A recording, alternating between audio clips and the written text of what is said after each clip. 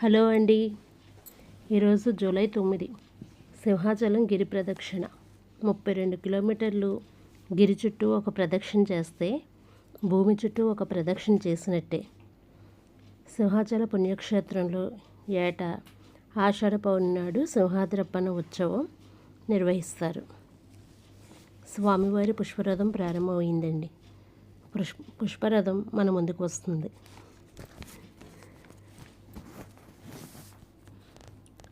పౌర్ణమి ముందు రోజు అంటే చతుర్దశి రోజు భక్తులంతా తొలిపావంచ వద్ద కొబ్బరికాయ కొట్టి గిరి ప్రదక్షిణ మొదలు పెడతారు.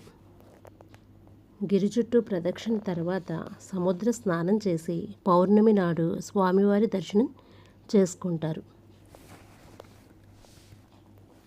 ఈ గిరి చుట్టూ తిరిగే వాళ్ళకి దాతలు రకరకాల ప్రసాదాలు, మజ్జిగ, వాటర్ బాటిల్స్, అన్నదానం ఇస్తారు.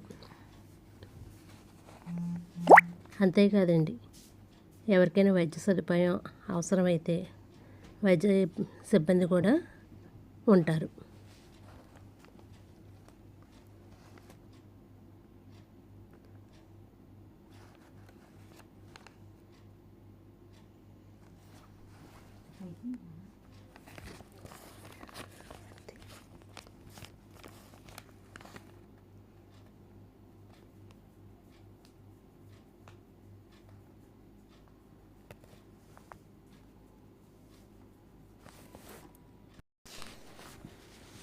ఈ రథం మధ్యాహ్నం 2:30కి మొదలయ్యి మళ్ళీ తిరిగి రాత్రి 11 ఆ టైంలోని తొలిపావంచ దగ్గరికి వస్తుందండి.